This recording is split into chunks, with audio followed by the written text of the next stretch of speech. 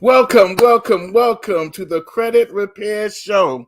Let's get this straight with your host, the credit doctor, Angelo McCutcheon, coming to you with another quick video on the credit repair process. And today, of course, you guys know we're going to be talking about how to manage your credit cards. Yep, we're going to get into the importance of having credit cards, how to use them. We're going to talk about the due date. We're going to talk about the statement date. We're going to get into some serious matters here. And of course, for those of you who don't know me, I am the credit doctor, Angelo McCutcheon. I've been helping people repair their credit for over 15 years. The name of my company is called the Faithful Credit Group, LLC. And not only do we help people fix their credit, but we also help people who have businesses build business credit. So if you're interested in learning how to build business credit, where you can get credit in the name of your business or finances in the name of your business without you being tied to it personally, hit me up. Hit me up for more information on that. But today it's all about how to build up your personal credit score. So come on into the room, you guys. Give me some hearts. Give me some thumbs up if you like what I'm saying. Make sure you hit the like and share button. I need all my YouTube people. If you haven't subscribed already, please subscribe, hit the notification bell, and share the video. Share the video, because this is the road to 800, right? And helping you get there requires giving you a lot of information on the credit repair process, and that's what we do. All right. And remember, we don't give out any legal advice. I am not an attorney, nor do I play one on YouTube, Instagram, Twitter. I don't know. If you need any type of legal advice, hey, how you guys doing out there on Twitter? Peace, love. If you need any legal advice, then I would actually, encourage you to look for a consumer attorney in your state. But all the information we give you is for educational purposes and to help you understand that you do not have to live with bad credit. You do not have to live with bad credit. And so we're going to help you maneuver and getting to where you need to when it comes to that. Now, it doesn't matter where your score is. You might say, well, my scores is in the low 300s, 400s, low 500. It does not matter. Thank you for calling me a nice man. I appreciate that. I believe that's Damon Nates. I probably said your name wrong, so please forgive me. All right. It doesn't matter where your score is. You do have the ability to improve your credit score. It's just understanding how, when, and knowing what to do. Now, of course, fixing your credit is not an overnight thing. You're going to hear me say this 1 billion times if you follow me. You did not mess up your credit overnight. You're not going to fix it overnight. It's going to take time and patience to get your credit where it needs to be. Lala Bennett is in the house. What's happening, my sister? But just remember, you do not have to live with bad credit. That's always the goal of mine when I'm giving these videos and encouraging people on how to improve their credit. You do not have to live with bad credit. There is something you can do about it. And anybody that tells you that you can fix your credit overnight within 30 days, get everything deleted, I'm telling you to run from them, run and hide from them, because they're about to do something that would be considered shady. And it will come back and bite you in the behind. So be careful with that. You didn't mess up overnight. You're not going to fix it overnight. It takes time, takes patience, and knowing what to do to improve your credit. And that's what it's all about. So today, we're going to talk about how to manage your credit cards. Should you have credit cards? What's the situation here? Let's just remove that. Should you have credit cards? Let's just get into that, right? Now, when we talk about understanding basically the pie chart of your credit scores, right? Here's what you got to understand. 35% of your credit score is based on on-time payments. If you're making your payments on time consistently, you're going to get a big chunk of your credit score is going to come from that, right? So making your payments on time. If you miss a payment, if you're 30 days late on a payment, that will hurt you. that will hurt you, right? So making your payments on time is very crucial. 35%, that's the biggest chunk of your credit score, is on-time payments. The second part, and that's the part we're going to really focus on tonight, 30% of your credit score comes from, is known as your utilization, credit utilization. Credit utilization is actually credit cards, how you use your credit cards, right? Now, typically, you will hear that people say, hey, you should keep your credit utilization under 30%, right? They'll tell you keep it under 30%. I'm at the mindset that you should really keep it under 10%. Keep it under 10% because that's where you get the bulk of your scores start moving up when you use it like that. All right. So the question is, should you have credit cards? Should you actually use credit cards to help build up your credit score? Well, I just told you 30% of your credit score actually comes from your credit utilization, meaning that it comes from credit card usage. So if you have no credit cards, you're probably losing like 130 points right off the bat just because you have no credit cards. Just because you have no credit cards, you're going to lose. I'm just going to figure it's be about 130 to 160 points, somewhere around there, just for not having no credit cards. Now, you don't need 10 credit cards. You don't need, I say typically 3 to 5 max, but 3 maybe, but you can have 5 depending on, your ability to be able to manage your credit cards. Like some people get credit cards and they just go haywire, just start buying everything. Excuse me one second. And they just start going crazy using it. And then there are some people who really are frugal when it comes to using their credit cards. And so while you should have them, because that's a bulk of your credit score, and I would typically say 2 to 3, particularly if you're starting off, you want to get at least 2 credit cards. Now, let's just say, you say, well, you know what?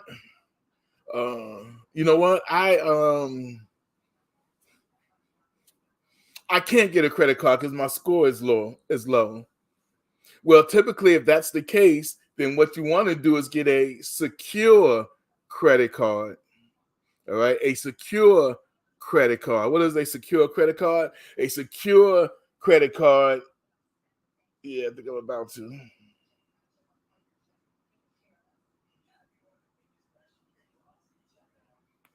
Okay, I think he's blocked, or that person is blocked.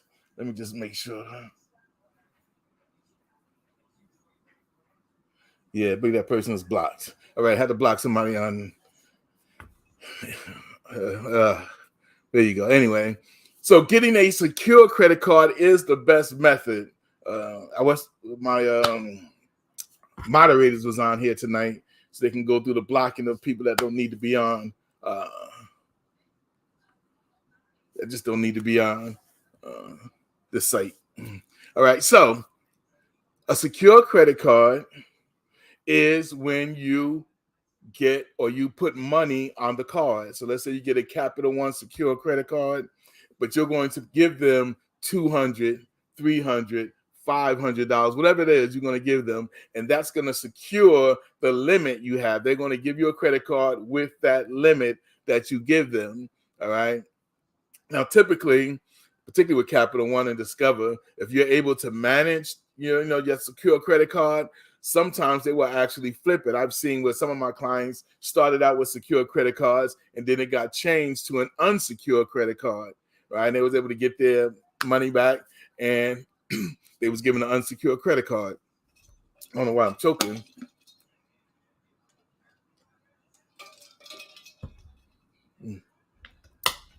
Okay. So for those of you who can't get an unsecured credit card to help build up your credit score, you're going to have to move to the area of getting a secure credit card. And the 2 cards that I would recommend is Capital One and Discover. Those are pretty, good cards to have, particularly if you can't get them, than something like a First Premier. But then again, I would say make sure, because I don't really like First Premier, but if a person can't get Capital One or Discover, then they may have to get a First Premier, one of them really, bad cards that I say that they really shouldn't have. But for the sake of building up their credit score, they're going to need it. So typically you're going to need about 2 credit cards, right? Because you're going to need a mixture. They want to see a mixture. So what I mean by a mixture, they want to see that you have a revolving account, and they want to see that you have an installment account, right? So if you have an revolving account, of course, are credit cards, right?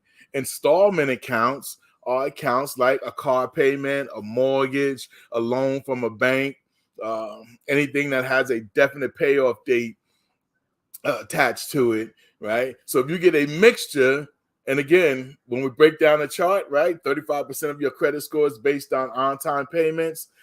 Another 30% is based on how you use your credit cards. And then 15% is the length of credit. How long have you had credit? The longer you've had it, the better it is. 15% of your credit score is based on that. And then 10% of your credit score is based on, another 10% is based on credit mix, a mixture of credit, right? New credit, things like that. And then the other 10% boils down to your inquiries and things like that. All right, so that's the pie chart, but you really want to focus on the top 2, making your payments on time and being able to manage your credit cards. All right, so this is important information I want you guys to know and I want you guys to have, right? Because this is how you're going to build up your credit. Now, while you're getting rid of the negative things on your credit report, right, while you're fighting to get inaccurate information deleted from your credit report, you have to begin to build and work on positive information. Because if you just, fight to get all your negative items deleted and you don't build up no positive thing, guess what's going to happen? Nothing. Your score is going to stay stagnated and you're going to be like, hey, I'm getting things deleted, but my score is not moving. I get that a lot as I've helped some of my clients repair their credit. They would say, hey, a lot of these things are being deleted, but it's not, my score is not moving. And of course, as I counseled them in the beginning, you have to start working on building positive credit, right? And when we look at their positive things, we see that they have nothing, or they may just have one installment account, but no revolving account. So you need that. I would say get at least 2 credit cards if you're starting out, 2 credit cards, and then get 1 installment account. Now that installment account can be like what they call this self-lender. If you're not familiar with self-lender is an account that you get from a bank that loans you, let's say like $500, and they don't give you the $500. When you sign up for it, you just start making payments on it, and they report it each month to the credit bureau. And then after the 12 months you have it, or 24 months that you have it, they then canceled out the account, give you your money back, right? It's a good way to help build positive credit. So that would be an installment account, unless you have a car payment that you're making payments on, or if you have a mortgage that you're making payments on, then you may not need the self account. But main thing is get those credit cards. Now you might say, I don't like credit cards. I like to pay cash. Well, if you plan on purchasing a home, you're going to have to show them that you can repay things back. They want to see how responsible you are with credit, because no lender or mortgage company going to give you $300,000, $250,000 and say, hey, just pay us back each month, and not going to check your history and not going to check to see if you have a history of making payments. So you have to show a history of making payments. And so your credit score is tied to that. Now, your credit score is not the only thing they look at when you're getting a mortgage or things like that. But it is one of the things that they look at. When you're buying a mortgage, and we're going to do a whole video on that, on mortgage and stuff like that, because they're going to look at debt to ratio, income, and we need to understand what that is. And they're going to look at other things on your credit report, unpaid collections, judgments, things like that. Well, judgments don't show up on your credit report, but a lot of times they can find that in public records. So again, Right now, we're just focusing on your credit score. We're focusing on how to manage and use credit cards. And what we're trying to tell you right now is that you should have credit cards, at least 1 or 2 credit scores. Now, listen. Can I get some more hearts? Can I get some more hearts? I believe I'm sharing some good information. Facebook, can I get some hearts? YouTube, well, hit the share button, hit the like button. I know I'm giving out some good information here. Can I get some hearts? You guys give the brother some hearts here. Let me talk to my people over here. The credit doctor. TikTok, give me some hearts. Can you give me some hearts? All right, let's knock this out the park. All right. So again, we're talking about how to manage your credit cards. You should have credit cards, 1 or 2. I'm not advocating 5 to 10 credit cards that eventually will put you in debt and things like that if you don't know how to manage it. But you should have at least 2, I would say, minimum 2. They don't have to be big. It's not. And listen, it's not about you having credit cards that has a $10,000 limit. The amount does not matter when it comes to your credit score. The amount of your credit card does not matter. You can have a credit card, like I said, with a $300 limit. And if you manage that correctly, that along with on-time payments and other things, you can actually get your credit score into the 700s with just having a minimum of credit cards of 300 or 500. So don't worry about saying, man, I'm getting these small credit cards. They're only going to give me a small limit and things. Yes, but you can use that. It's about how you use it, not the limit. The limit is only good in essence of being able to get other credit cards that will also give you a high limit, but that's a whole different area. We're focusing on how to improve your credit score. That's what we're focusing on, how to improve your credit score. All right. So now let's get into, let's say you got your credit cards, right? And again, you can go to Capital One, get an unsecured credit card if your credit score is 600 or higher. And let's say about 600 or higher. If not, then you can get a unsecured credit card with a 600 or higher with Capital One, maybe like 650 or higher with Discover. But if you don't have those numbers and you need to get a secure credit card, well, I mean, 500, I would say like 540, 550 with Capital One and higher. You can get a secure credit card, put 200 on it, 300 on it, or 500 on it. That's up to you, right? But you can use that then to begin to improve your credit score. So let's look at, let's say you got the credit cards. Let's say you got the credit card. How do I manage it? How do I use it? And again, many of you guys may have heard that people say, as long as you keep it under 30%, your utilization under 30%, you should be fine. I say keep it under 10%, which is even better.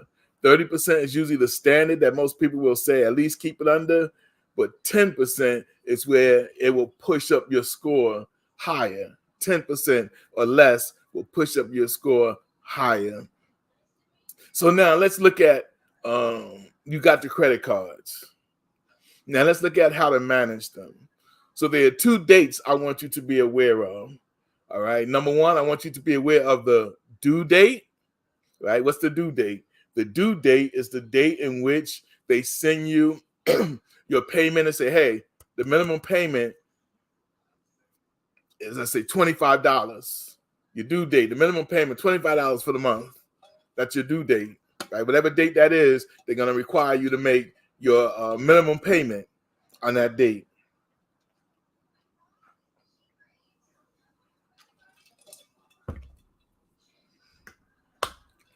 Right? So the due date, find out what is your due date so you can make that, at least know what the minimum payment is. And then, and some of you guys may know this already. Some of you guys may be well advanced in this, but I want to speak to the people who may have no clue of how to manage their credit cards. And I just want to make it very simple and clear. So to those of you who are advanced in this and know about the due date and statement date, this may not be for you, but there are some people out there who have no clue and they're getting the credit cards and they're using it improperly and it's hurting them more than it's helping them. So when you have credit cards, you want to find out, number 1, what's the due date? And anytime they send you your bill, or you can access it online. There's always going to be a minimum payment date of the month. It might be the 5th, it may be the 10th, it may be the 18th. I don't know. They'll let you know the due date, and that's in. I'm one who has no clue. 777, I hear you. That's why I'm going to make this real simple. I want to make it real simple, right? So when you have a credit card, you look for the due date. That's going to be every month. It's going to be the same date, maybe the 5th of each month. And let's say you have a credit limit of $500. Let's say you use $200, right? And they're going to say, okay, your minimum payment is $20 on the 5th of each month, or the 5th of the month, let's say like that. So you can make your minimum payment if you want. I always say do more than the minimum on the due date, but at least do the minimum, pay the minimum on the due date so you don't get hit with any late fees or anything like that. So the second thing I want you to pay attention to, and this is real important, there's something called the statement date. It has other names to it, but mainly called the statement date. The statement date is a date in which they're going to report whatever balance you have to the credit bureaus.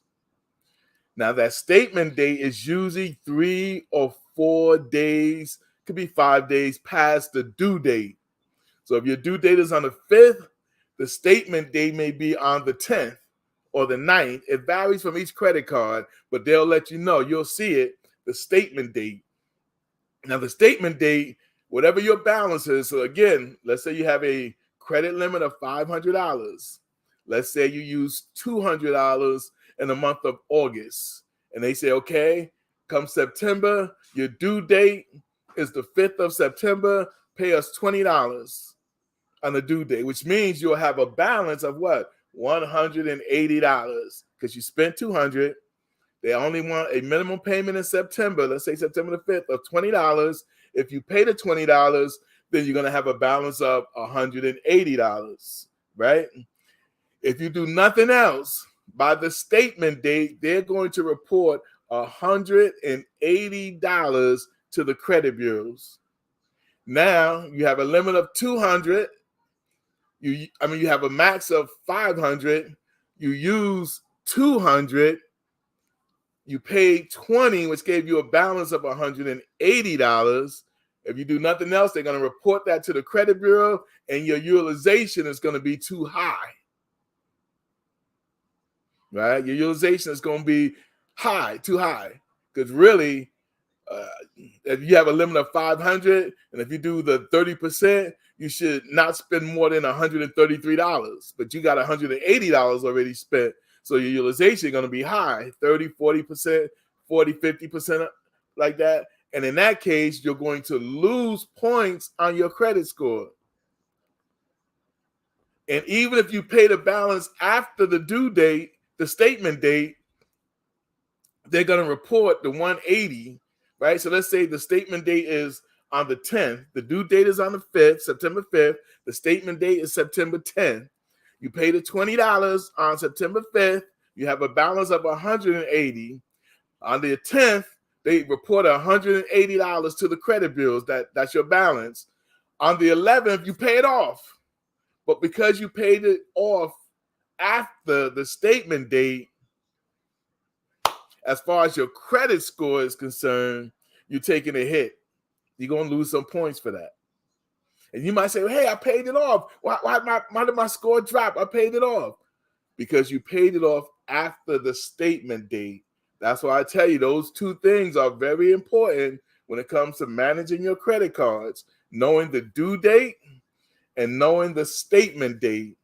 And once you know what the statement date is, that's when the day before the statement date, you want to have it paid off. Now, some people will just pay the whole thing off on the due date, which is fine, perfect, and don't use it no more until after the statement date. Hold on. I don't know why I said my son trying to choke my throat tonight, but we're going to keep chucking through. Now, if you guys have any questions, just put it in the chat. We'll try to answer your questions. All right. But most of all, give us some likes, give us some thumbs up. The more likes you give us here on TikTok, the more they'll spread this video out. The same thing with YouTube. The algorithm is, as long as if they see that you like it, you send up a lot of likes, hearts, and all that good stuff, they'll spread it out to more people. So I would appreciate if you guys can do that for the Credit Doctor. Thank you. All right. Appreciate it. Appreciate it. The hearts are coming in already. Thank you. So again, the statement date and the due date is important. So now watch this. So let's use the same example. You have a credit card with a $500 limit, right? So let's say on let's go back to this month, August the 1st, you use $500, right? And they say, okay, September 5th is your due date, pay us $20. But let's say you got smart and you say, you know what, I'm gonna pay it off because I used it, I'm going to pay it off. So come September 10th, they're gonna report a zero balance, which is gonna help me out, my credit score. Now, guess what? On September the 11th, the day after the statement date, you can use the whole $500 again. You can use the whole $500. Just make sure it's paid off by the following month before the statement date shows up. You know, the statement date is usually the 10th of each month. So, in September, you use the whole 500. Make sure by October the 10th, it is paid off or paid down. All right. That's how you get the boost. That's how you get the boost in your credit score, because the credit bureaus like when you use that, when you manage it like that. That's when you start, pushing your score up. So while you're getting rid of the negative items and you're building the positive things, that's how you improve your credit score, right?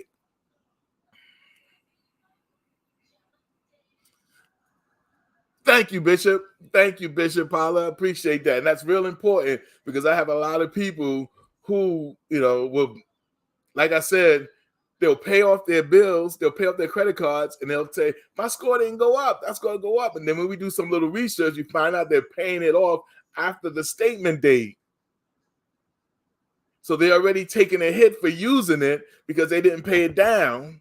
So so you got to get it down. If you use the $500 by the following month before that statement, pay $400 of it off. Pay $450 of it off. If you don't pay the whole thing, just pay it down. If you want to leave a $10 balance, $20 balance, that's perfectly fine because when they report it, that's small utilization, and that helps improve your credit score. Thank you for the hearts over here on TikTok. Thank you for the hearts. I appreciate that. Right, that's how you build up your credit score. So this is important, right? Remember the pie chart, 35% of your credit score, which is the biggest chunk, is on-time payments, making your payments every month on time. Every month on time. Do never be 30 days late. Never be 30 days late. Make all your payments on time. And then that's 35% of your credit score. It's about 200-something points right there. And then the next biggest chunk of your credit score is what we're talking about tonight. 30% of your credit score is based on your utilization.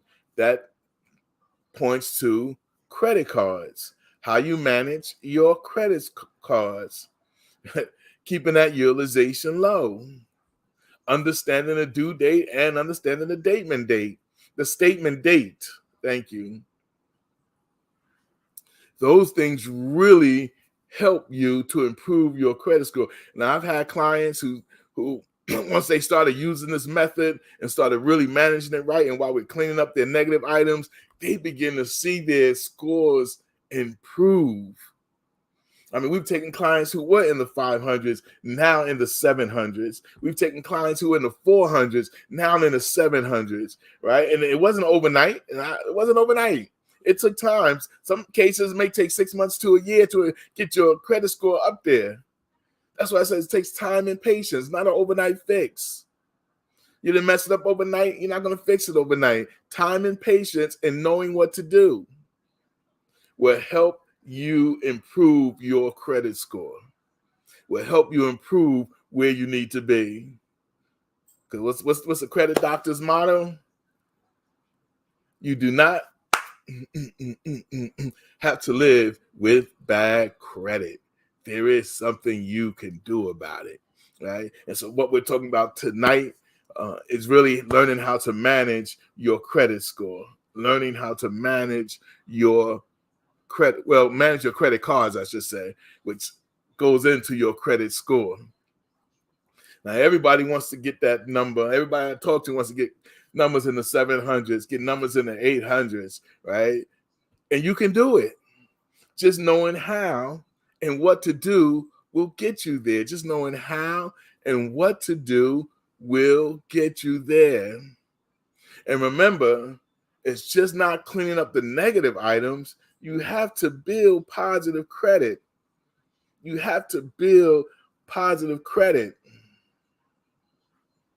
What do you mean by the negatives and the positive? Okay, very good question, 777. On your credit report, you have, it's broken down into sections, right? And you have your name, you have the places that you've lived at, right? And you have telephone numbers. All this information is on your credit report. You have jobs that you work to is getting reported. So anytime you apply for credit, jobs and things like that, they take that information and they report it to the credit bureaus. And then you have a section down there that shows your positive things that you've had. And what we mean by positive things is credit that you've established, that you have made payments on time every month. You were never late. Those are the positive things on your credit report. So you can have a mortgage, you can have a car payment, you can have credit cards, you can have a loan. And as long as you're making those payments every month from the time you open that account and to the present time, you're making payments every month, those get reported as positive items on your credit report, or positive trade lines you might hear, or positive accounts that you might hear. Those are what's considered positive things. And I believe I saw the lady Dolores in the house. Thank Lord for showing up. I needed you earlier, sister. I had some people in here I had to block. But we blocked them. All right. But thanks for the hearts. Negative things, 777. Right. And that's not talking to TikTok, you guys, as well. 77 negative things is when you have accounts, and let's say you made late payments on an account. And what we mean by late payments is it's 30 days or more late. You have a mortgage and you pay the mortgage 30 days after the due date. You have a car payment that's due on the 5th of August, but you paid it on the 6th of September. When it's 30 days late, it gets reported to the credit bureaus as a negative account now. It moves from a positive and now it's negative. So anything that you pay late, it has to be 30 days or more late, gets reported as a negative account on your credit report. Or if you stop making payments and it goes into collections, or if they charge it off, or if they repossess your car, or if they foreclose your home, those things will get reported as a negative on your credit report. So you have positive things that get reported, and you have negative things that get reported on your credit report. Make sense?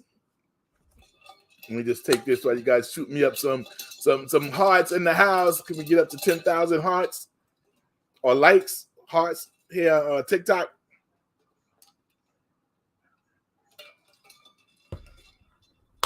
Right, so that's that. Okay, great, 777. And any other questions, just post it in. Hopefully I'll catch it before it zooms up. All right, so again, managing your credit cards, understanding how to use them will help you get a boost in your credit score. Now, sometimes your score may go up 5 points, 10 points, sometimes 20 points, sometimes 50 points, sometimes 60 points, sometimes 80 points. It varies, right? There's no standard of how many points you're supposed to get each month. It's just based on any activity in your credit report, on-time payments, credit utilization, length of credit. They take all that into consideration. And if they see that you had no late payments that month, if they see you had no collections that month, no charge off that month, you can get boosted up to 50, 60, 100 points, right? 10 points. It varies. So if you stay on that positive trail, you can definitely get that credit score up there. Absolutely. I'll explain the statement date and the due date. All right. Dolores White, we'll definitely hit that up for you. So again, the due date, and this is on credit cards, typically on credit cards, we're talking about. The due date is typically the date in which the credit card company wants you to make your minimum payment. That's the due date. And it may be the 5th of each month, it may be the 8th of each month, maybe the 10th of each month. It varies based on your credit card company. All right. So the due date is the date in which they want you to pay at least your minimum payment. At least your minimum payment. All right. And maybe they say, hey, you spent $500, just pay us, $50 a month on that $500. That's the due date. The statement date is usually 3 to 5, sometimes 7 days after the due date. It comes after the due date. So the statement date is when they're going to say, okay, you used 500, you paid us 50, you didn't make no more payments. So on the statement date, we're going to report to the credit bureaus that you owe $450. So the statement date is going to show you still owe $450 of that $500 that you use. Now, when they report that to the credit bureau, that's going to determine if your score drops or if your score goes up, all other things considered. All right. So you want to make sure your credit utilization by the statement date is as low as possible. You want to keep it basically under 10%. Keep it 10% or lower. All right. Keep your balance by the time they report the statement date 10% or lower. So the due date, they just require the minimum payment. The statement date is what they're going to report to the credit bureau saying you have a balance of X amount of dollars. If it's a low amount, your credit score can go up. If it's a high amount, over 30%, you're going to take a hit, right? Now, after the statement date, right? After the statement date, you can, and I don't really want to say this to people who can't control themselves, but after the statement date, let's say the statement date is the 10th, right? And you pay it down, you pay down that, you pay the whole $450 before the statement date. You pay it on the 9th. So on the statement date, they're going to report a zero balance. On the 11th, the day after the statement date, you can go ahead and max out that whole card again. Just make sure it's paid down before the statement date of the next month. That's all. If you don't plan on paying it down, don't use it, or just use a little bit. Because the key is you want to use your credit cards, right? You just don't have to max them out. They want to see activity, right? The credit card company want to see that you're using it, right? You don't get the credit card not to use it. They want to see that you're using it. The credit bureaus want to see how you're using it. And if you put those things together and you use it and you pay it off, it looks good. You can actually pay the whole thing off before the statement date. You really can.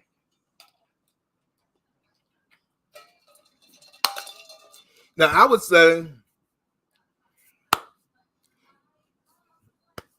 you can pay the whole thing off, but if you have a high limit on some of your credit cards, I would say, hey, every now and then, try to leave $10, $20 over, right? Have them report that to the credit bureaus, right? And I know that might seem a little crazy, but actually it would kind of help you, right? In that sense, them reporting a low balance than a zero balance, even though a zero balance is good.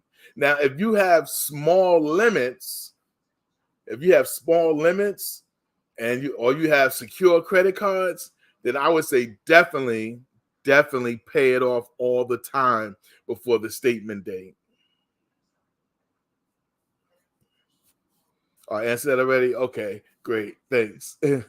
All right. So yeah, you can pay it off if you want every month, which is good. Again, if you have high limits, 10,000, 20,000, you know, uh, sometimes you might want to, or 5,000 or more, you might want to leave $10 over, $20 over, something like that. You know, every now and then, just leave it over there, right? But again, if you have a credit limit less than 1,000 or 1,000 or less, then whenever you use it, you definitely want to pay it off by the statement date. That's going to help you more so than hurt you. Well, yeah. So Dolores asked, there was a rule about dividing the number by another number to know how much money to use, right? So that goes into the standard that most credit card people will say is they want you under 30%. They want you under 30%, right? So by the time they report it to the statement date, they want you to have used or paid off more than 30% of the credit card, right? So don't use more than 30%. And that, how you figure that? Well, you just take whatever your limit is and you divide it by 3. Whatever your limit is, divide it by 3, and that tells you how much you need to spend, or don't go over that amount to keep it under 30%. Right? That's just the rule of thumb is 30%. But again, I like to say keep it under 10%, 20% max, but that 10% is where you want to go in order to improve your credit scores. Keeping it at 30% will kind of keep you where you're doing the right thing. You keep it under 30%, you got under 29, 25%. That won't really push your score, but it won't hurt you either, but it'll keep you stagnated. The lower you actually keep it, 10% or lower, 2%, 3%, the higher the points you will get.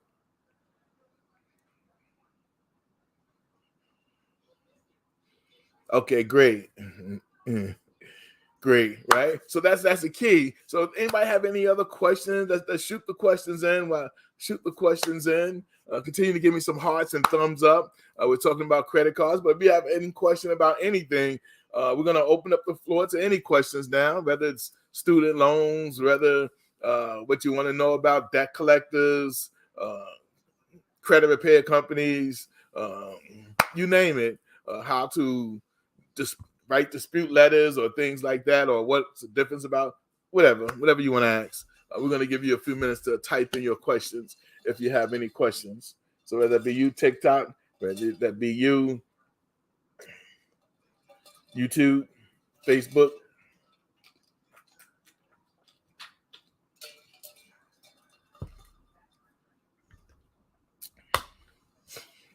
Right. So, and we're going to get into now. There was now, you know, every now and then the credit bureaus, they have a glitch. They come, oh, thanks for the roses. Oh, appreciate the roses. I haven't had a rose in so long. Thanks for the rose. Thanks for the rose. Thanks for the rose. I appreciate the rose. Okay, you get a song for the rose. All right. So there every now and then the credit bureaus, somebody breaks into their system or they do something wrong, and then they have to pay back this, or they mess up numbers. And this goes to what I always talked about when we talk about inaccuracies on your credit report. When we talk about are there any inaccurate information on your credit report? Yes, there are, and you can fight anything that's inaccurate on your credit report. You can dispute that information. It happens all the time. Some people just assume that, no, if something negative is on your credit report, you just got to pay the bill. And that's not always true. Now, we advocate, again, everybody should pay their bills. Everybody should pay their bills, me included. We should all pay our bills. If we create a bill, we should do our best to pay the bills. We never want to get a bill that just for the sake of not paying it. But in life, sometimes these things happen. We fall behind. We lose a job. Somebody gets sick that we got to take care of. We got to decide to feed my children, or do I pay this bill? So, things get lost in translation. So it happens. Life happens. Now, because life happens, that does not give the credit bureaus the right, or the creditors who are mad that you didn't pay the bill, that doesn't give them the right to report inaccurate information, or the credit bureaus to report inaccurate information. That does not give them a right. Thanks for the panda, for the ice cream, for the TikTok, for the mic, for the weights, for the many speakers. Thank you. Appreciate it. I don't know how my throat is trying to make me choke. What's up with that? Try not to finish this water. And it is water. Agua. Right? So I want to show you guys something that you won't be able to see it on TikTok, but I'm going to read something. I'm going to show you guys something where Equifax, and this just happened, had a glitch in their system, and they messed up a whole lot of people's credit reports. Equifax credit report, right? And this is the article that just came out. I'm going to read some of it to you guys and let you know how it affects, some may have affected some of you guys here. So let me just pull this up real quick. Let's stream it here. Hold on. Let me do something here first before we do that. Let's remove that there. Now let's bring this on. Okay. So there you go right there. And let me just blow this up a little bit more. All right, so you guys see that, right? And again, I'm reading from Equifax. It says, Equifax says a computer glitch changed credit scores. Here's what consumers should do. Now, this was published August 9th of this year, a few weeks ago. This was published, so this is something very new. There was a glitch in Equifax computers that hurt or changed scores. Now, some people's scores went up when they shouldn't have. Some people's scores went down when they shouldn't have. Now, people whose scores went down, if you were affected by that, that's damaging to you trying to get an apartment, you trying to get a house, you trying to get a car.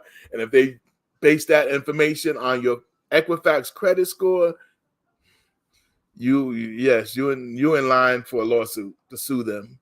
All right, so it says, hold on. Okay, so I'm going to read it here. It says, Equifax, one of the three major credit bureaus, announced that a computer coding error resulted in the miscalculation of credit scores for consumers in a 3-week period. This was between March 17th and April 6th of this year. March 17th and April 6th of this year. Now, it affected over 300,000 consumers. The error shifted credit scores as much as 25 points. The changes to credit scores did not show up on credit reports. This is what Equifax said in a press release. So it didn't show up on your credit score. There was a glitch with Equifax. It didn't show up on your credit score. But when lenders pulled your credit scores and then was given to them by the credit Equifax, they were given wrong numbers. That's not good, particularly if your score was 700 and the glitch took you down to 675. Big difference between interest rate of 12% and 3%. All right. Now, let's read what it says. While the error caused scores to shift in positive and negative directions, a 25-point drop in your credit score could do some major financial damages, especially if you're on the cup of one of the credit brands.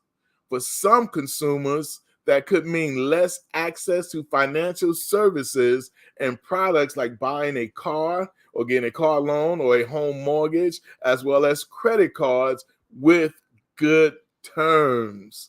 So you see that, let's just move this here. So what happened again is that there was a glitch. There was a glitch in credits in Equifax in a 3-week period, March 17th to April 2nd. There was a glitch in their system. And that glitch caused people to lose 25 points. Some people gained 25 points. But those people who lost 25 points between March 17th and April 6th, if they tried to apply for any type of credit thinking their score was a certain amount, and it didn't show up on it. If you looked at Credit Karma, it didn't show up. If you looked at Equifax, it didn't show up. It was only a glitch in the system in which the lender who pulled your credit saw that low credit score. And because of that, a lot of people's, were denied mortgages, denied car loans, or were given a high interest rate because of that. That, my friend, is not good. All right. So let's go back here and let's go here. So what does that mean? How to tell if you were affected? It might not be easy. I'm reading from the article again. And we're going to finish this up and we'll be done. It might not be easy to determine if you were affected by the Equifax error to the naked eye. A consumer would never know they were impacted to the good or to the bad. Credit experts, that's what they say. Equifax says it's collaborating with our customers to determine the actual impact to consumers, although it's unclear how or when they will notify the impacted customers, if at all. It's like they might not even tell you. Basically what they're saying. They're going to try to tell as many people as possible, but they may not even tell you. Right. So that's a bad thing right there. Wait, hold on, quick. So basically says look out for a message from Equifax. You might get something in the mail or in your email. If you have one of the monitoring service, you might get something there that might inform you. But again, this just goes to show that errors do show up on your credit report. Errors do show up on your credit report. And you are impacted by that. So be on the lookout. Be on the lookout. All right. With that in mind, I'm going to shut it down. I want to thank you guys for tuning in. TikTok, I might continue to talk to my TikTok people because you guys are engaging. We'll see if you stay engaged. But I thank you for the balloons, the mini speakers, the popcorn, the hand wave, all that good stuff, right? For my TikTok folks. But all you guys, I appreciate you guys for tuning in. This is the Road to 800 with the Credit Repair Show / the Road to 800 with the Credit Doctor, Angelo McCutcheon. So as we say to all of you guys, continue to stay blessed. If you're interested in a free over-the-phone consultation with the Credit Doctor, then you can look into the description of any one of my videos or just direct TikTok. You can message me. You guys can message me, do all that good stuff, and we'll give you a free over-the-phone, no charge at all, credit repair consultation. And what that means is we'll go over your credit, let you know where you can improve, some things you can do to improve your credit and all that good stuff, right? So I appreciate you guys. Remember to stay blessed. Whatever you do, stay blessed. What's even more important than staying blessed is that you are a blessing. And with that, we say,